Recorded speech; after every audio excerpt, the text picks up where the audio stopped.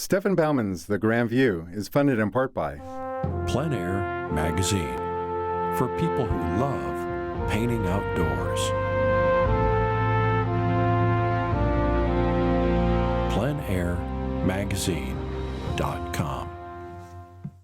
and by Masterpiece Canvas, makers of fine art canvases. We supply the canvas, you supply the vision.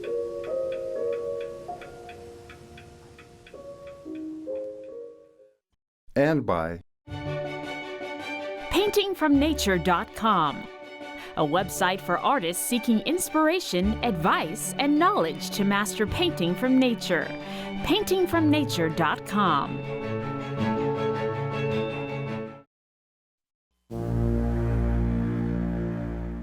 Early pioneers of the American West told stories of geologic phenomena that steamed and shot fire into the sky.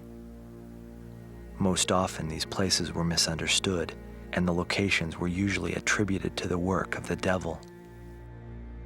One such feature was a concentration of 60-foot columns of basalt lava that was included in the land grant that made up Yosemite National Park. Mining interest in the area eventually leveraged the region from the National Park Service, with the objective of blasting the formation into the San Joaquin River Valley to create a hydroelectric dam. Influential Californians, including John Muir, eventually persuaded the federal government to stop the demolition. And in 1911, President Howard Taft designated this place a national monument.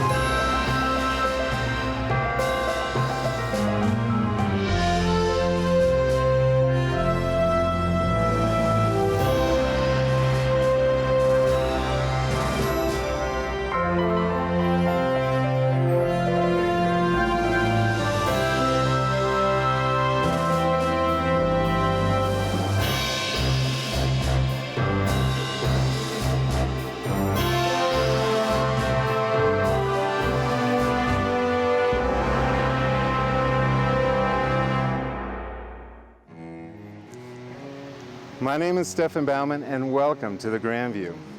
James Bryce once said that the national parks are indeed a phenomena of an advanced society, and it's hard to imagine America without them. Almost every American icon can be found within the national park system. Today, we're going to explore one of these places. Devil's Postpile National Monument is shrouded in myth, and not only is it a natural wonder, but it's surrounded by some of the most breathtaking scenery in America. Let's explore this fascinating place called Devil's Postpile National Monument.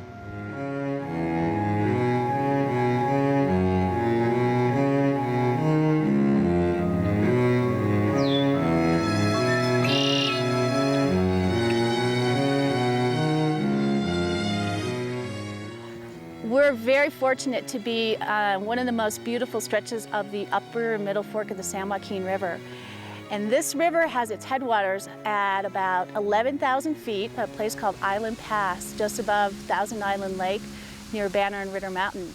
And it comes down canyon at a very steep gradient, and it enters the National Monument and flows 2.5 miles from the National Monument. So we have a half-mile river corridor on each side. And this river is a very productive and rich river for both fish and for a lot of the other small aquatic creatures, a lot of the invertebrates, the mayflies and stoneflies that many fishermen know.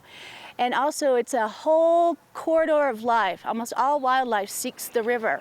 All along the river, as you move out from the river itself, the stream banks, the meadows, the forest, the whole corridor of life that thrives along the river's edge is often called the riparian corridor. Another good way to call it be the streamside vegetation and fauna. So you can see here meadows and willows. Further downstream, there's beautiful aspen groves, which are very important places for nesting birds, cottonwoods, and then there's also many places where there's lodgepole that come right down to the riverside, and white fir. So it's a very happening place in mountain ecosystems.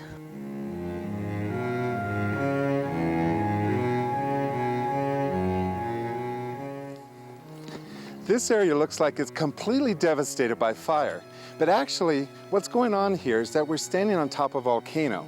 CO2 has risen up and killed all of these trees in this area. This is just one of the fascinating things that you'll witness as you explore this region.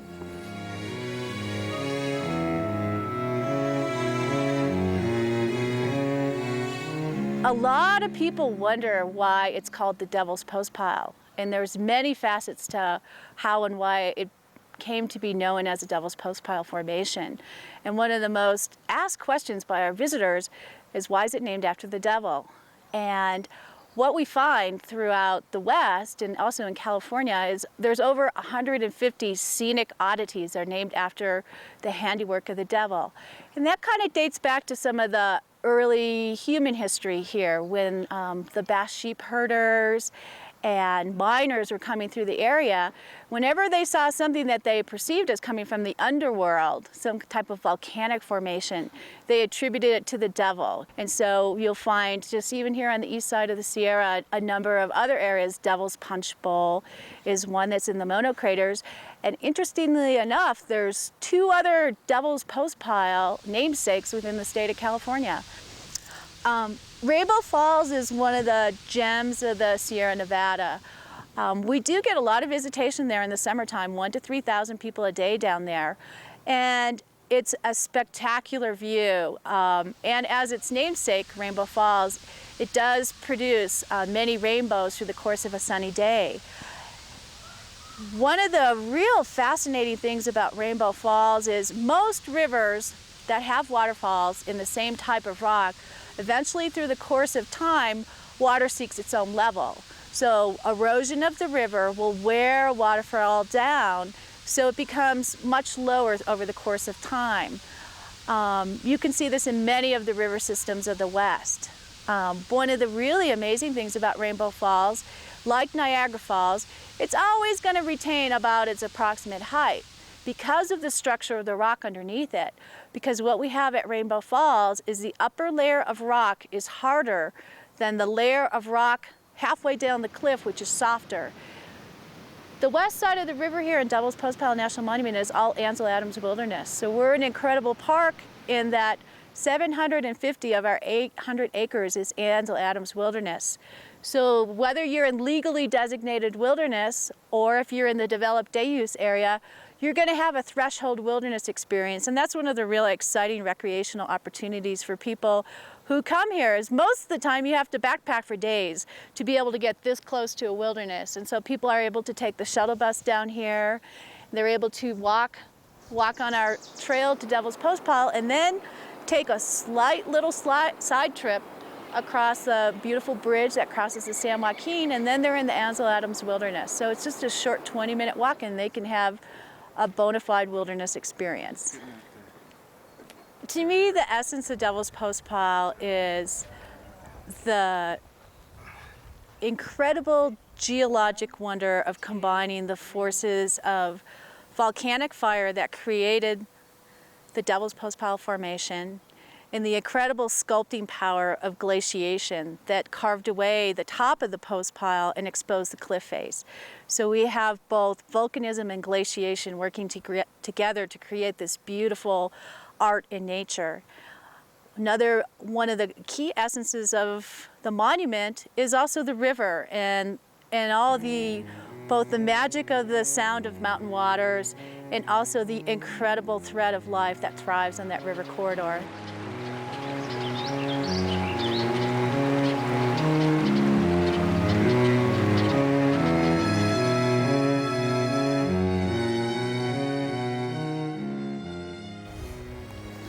We're at the base of Devil's Postpile.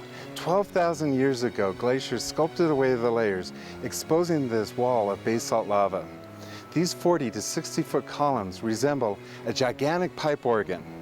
And because of the efforts of the National Park System, you can be guaranteed that this place will be here for generations to come.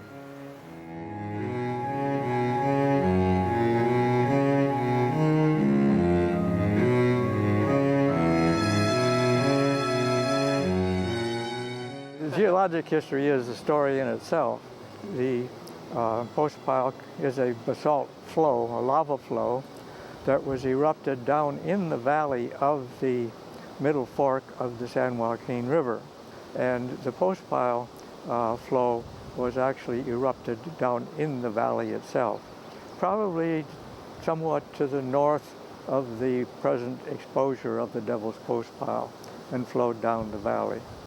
The lava flow somehow was ponded. We don't know quite how, because that's so long ago. But it was sort of made into a lava lake, which then cooled slowly in place. The formation of columnar joints requires a very slow and uniform cooling. And the remarkable thing about the Postpile is the length of the columns. Some of them are, I think, close to 60 feet long, and this is very unusual. The Postpile has been glaciated. There are glacial striations and glacial polish in the top of the flow, so we know that it's been glaciated. The last glacier to come down the valley peaked at about 20,000 years ago. So first of all, now we know that the lava flow is older than 20,000 years ago. But how much older? We also know that the lava flow was erupted into a valley that had been previously glaciated. So the next oldest glacier beyond the one that overrode the Postpile was peaked, something little more than 100,000 years ago. So that we have this bracket. So we know the Postpile was erupted somewhere between 100 and 20,000 years ago. More recently, as a matter of fact, very recently, within the last 4 or 5 years, we have some isotopic dates on the Postpile basalt, which provides a date of about 80,000 years. This is very convenient because it occurs between the two glaciations where we would like it to occur. The region is the Ritter Range, one of the most scenic parts of the entire Sierra Nevada, with its jagged minarets, are the sort of the backdrop against which the San Joaquin Valley and the Postpile exists.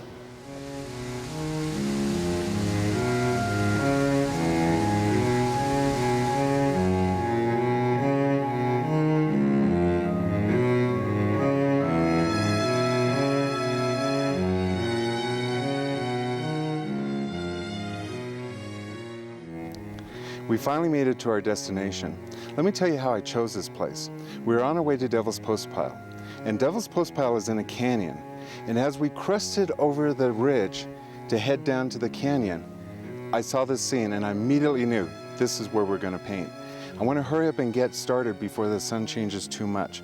And the first thing I'm going to do is break my canvas into thirds. This, and like this. I'm going to actually bring the mountain ridge higher, and I'm going to let the central focal point fall more in the center. This area has beautiful flowers, and we're going to turn this more into a floral painting in the foreground. And I'm going to just look at large masses. This is my area for my trees, and then one line across the bottom third for my foreground. Okay, the light's going to start changing very quickly. I love the lighting that we see at this very moment. So what I'm going to do is mix my cobalt blue and my burnt sienna together, and I'm going to start just laying in the shadows for right now, putting little footnotes telling me where the shadows are. And I'm working around the center of my painting. Keep in mind I've got 2 trees that are going to be on either side of this composition. So we're going to just mainly focus in on the middle mountain range here. Now what you want to do is you want to lay in the base of the trees, and you want to get the darks in as fast as you can. And I'm going to start laying in the base. Now this could be just a scribble, and we just want to be loose, but we want to get the whole composition in. These will act like frames for this magnificent mountain. Now in my composition, I've got a line going straight across my canvas. That's not really good, so what I want to do is I want to angle that line slightly down, and then I'm going to bring another line back, so it gives a feeling of like a rolling hillside. I'm going to use a little less medium at this point, and I'm going to just lay in the base of my bushes. Everywhere I see a little shadow in the foreground, a little shadow in the bushes, I'm just going to put a little footnotes very quickly. This is just to remind me.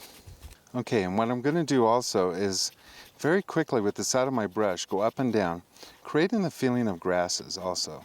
And now I'm going to very quickly lay in the sky color. I'm going to take cobalt blue and turpentine all by itself and very quickly just lay in my sky. And this is just to eliminate the white canvas.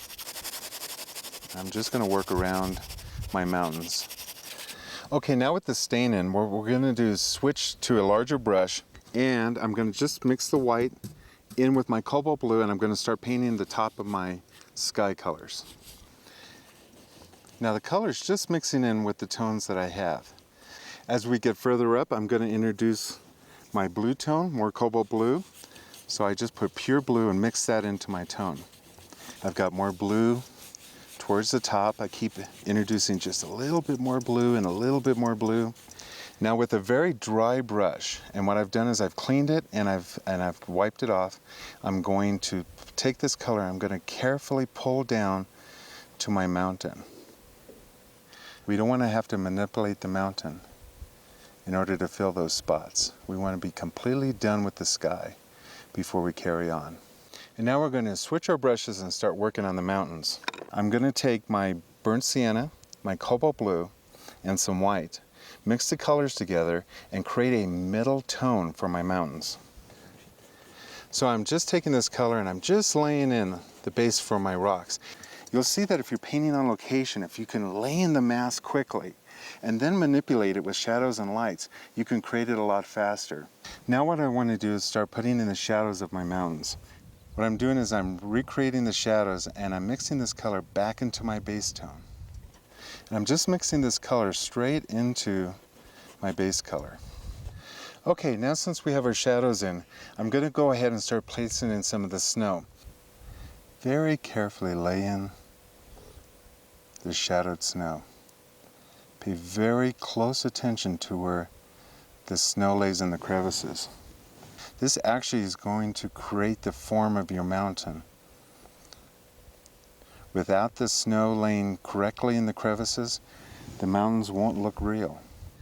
Now with all the shadowed snow placed in, I'm going to do the area that I like the most, and that's the highlights on these mountains. Very carefully. Now you don't want to cover the whole ridge of the mountains with this highlights. You want to hit and miss. Like I said, this is my favorite part of painting, is placing in the highlights. Also, you want to try to blend in some of the lines. We don't want to have a lot of hard lines in this painting. Now I want to switch brushes, and I want a nice clean brush. And what I'm going to do is I'm going to lightly soften all my edges. When things are far away from you, they don't really have hard edges. So you want to go through and just soften it up.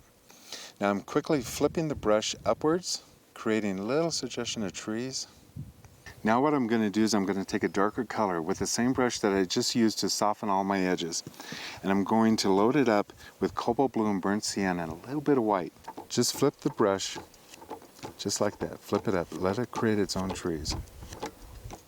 This is all going to feel like it's in mist or atmosphere, just a haze. What I'm going to do is I'm going to mix white and a little bit of yellow and a little bit of red, and I'm going to start creating the highlights in the snow.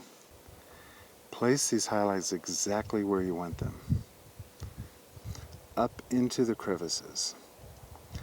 Don't haphazardly just put them everywhere, and pay attention to your mountain.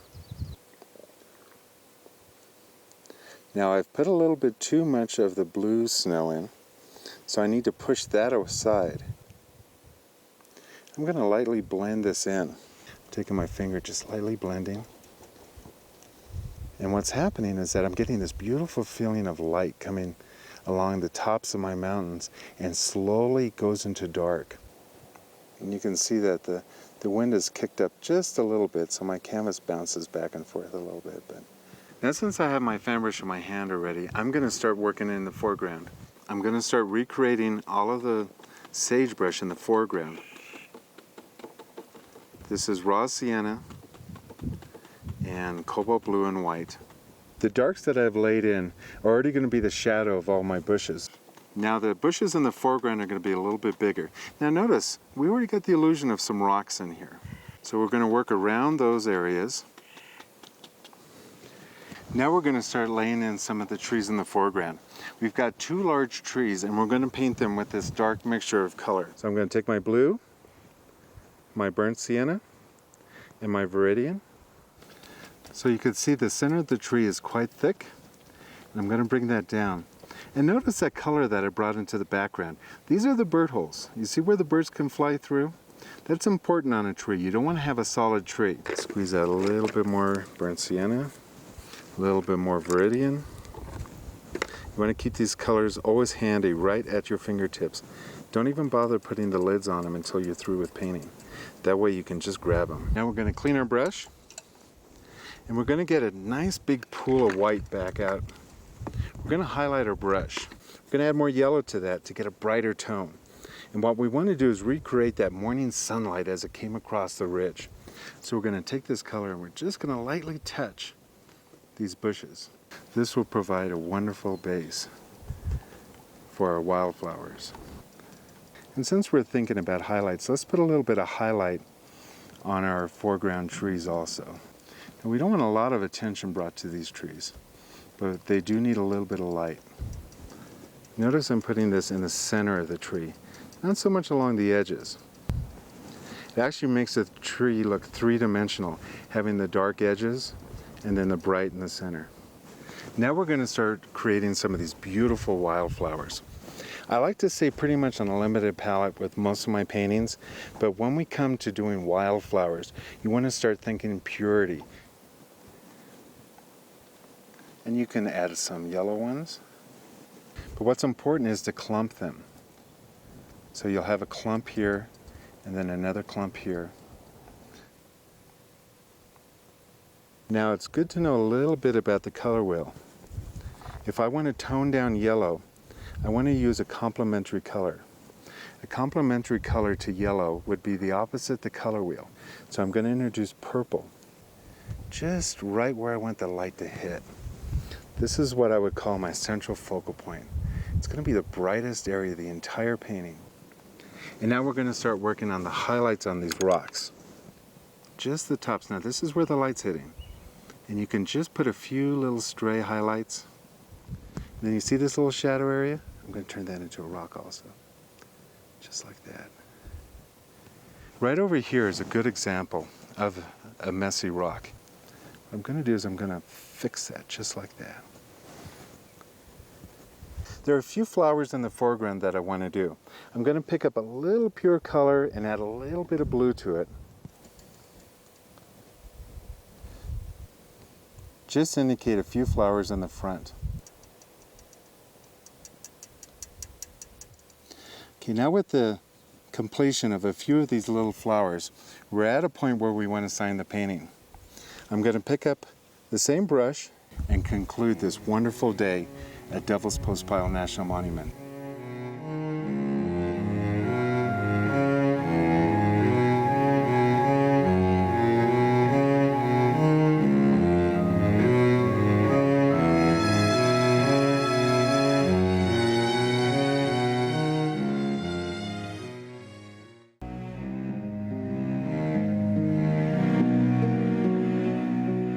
Expanded instructional DVDs that feature an hour-long demonstration of today's painting and other paintings in the series are available at the Grandview by calling 1-800-511-1337.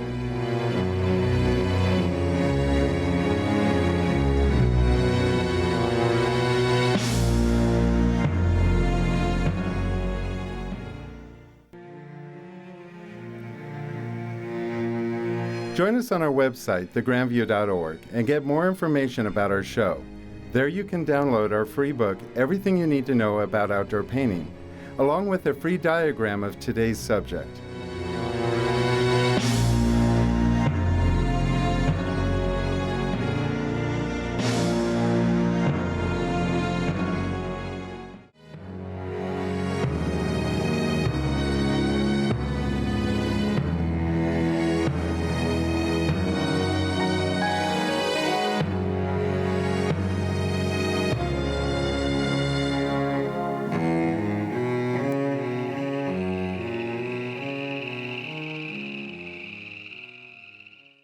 Stefan Baumann's The Grand View is funded in part by paintingfromnature.com, a website for artists seeking inspiration, advice, and knowledge to master painting from nature.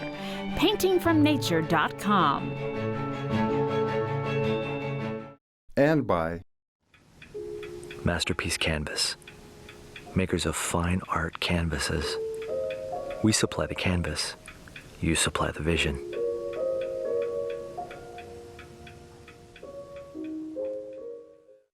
and by Plein magazine for people who love painting outdoors.